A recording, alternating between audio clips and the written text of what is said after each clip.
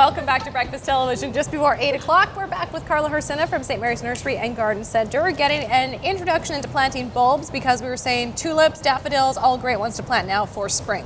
Tulips, daffodils, crocus, allium is my go-to one because it's beautiful. That's in it, but the whole collage of colors that are going for it. But the important part that we want to do is set you up for planting it. Right. So you know what? There's the little tools. Here's our little faux garden. Okay, so just regular soil. Regular soil. This is your garden that, like, we're pretending this is our garden. We're out there. Not a pot, yeah. Not a pot. Well, if you wanted to put it in a pot, you can, but you'd want to protect it from freezing all the way through. That's a whole different segment. Okay. But you're looking at your earth, and this is where we talked last week, amending your soils, getting the clay buster so that your soil's workable and that kind of stuff. Some people, if your soil is really good, you like to use your bulb planter.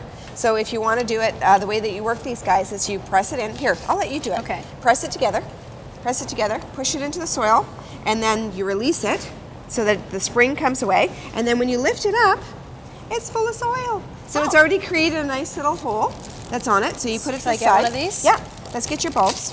Okay. And this is part two. This is the pointy side up. Yep. But let's say you wanted to scatter them in and put them in, go in fast. You can plant them on their side. We know from before, if you plant them on their side, they will correct themselves. So when you're planting them, you can plant them in your holes. Upside down, though, is not good. No, upside down is not good because you will cause them to rot. Okay, and usually they say, 4 or 5 times the depth of what your bulbs is. Oh. So you'd be pushing them in quite a bit of deep. And some people, the number one question is, do I plant them in rows or do I plant them in groups? Clusters. I think rows, no. In nature and that kind of stuff, if you were to scatter these in, let's say we're at the level that we want to plant them at,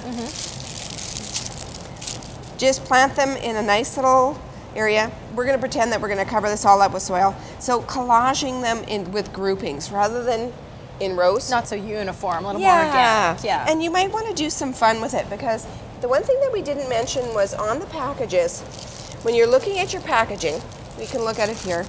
They should tell you if it's a mid-spring. Oh, okay. Okay. So I might put in a mid-spring yellow.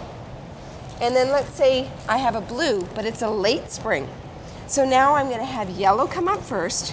And then after there's we're going to have some more tulips coming up. And then I'll have, the yellow's going to fade down, then it's going to go blue. I feel like with the bulbs, you got to plan ahead. Think about your vision, what you want to see in the spring, and then plant. Exactly. Organize beforehand. Yep. Feed it. You want to put some bone meal in with it. Okay. Bone meal. If you already have existing bulbs in the garden that were from last year, you might want to do an application of bulb booster. It's going to help to beef up the energy back in those bulbs that goes through it. Okay. And what's important too is Critter Ritter. Critter Ritter, we know there's squirrels out there in nature and all that kind of. If you want to do an application of Critter Ritter on your bulbs before you plant them, if you have a tendency to have squirrels in your garden and they want to dig things up, they're going to go bite, yuck, put back. Spit it out. Perfect. Okay. Well, all that and more, you can visit Carla at St. Mary's Nursery and Garden Center. And Saturday, September 20th would be a great day to stop by because you're having a fashion show, which you've invited me to be a part of. Thank you. I'm excited.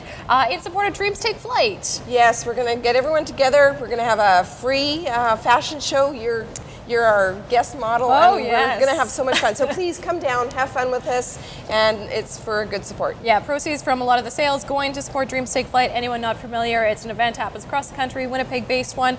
Plane full of kids every year, whisks them off to Disney World for an action-packed day of fun. It's a wonderful day and a wonderful charity to support. So thank you so much. We'll see you on the 20th, and we'll be right back after this. BT's Green Thumb, brought to you by St. Mary's Nursery, every Wednesday morning on Breakfast Television.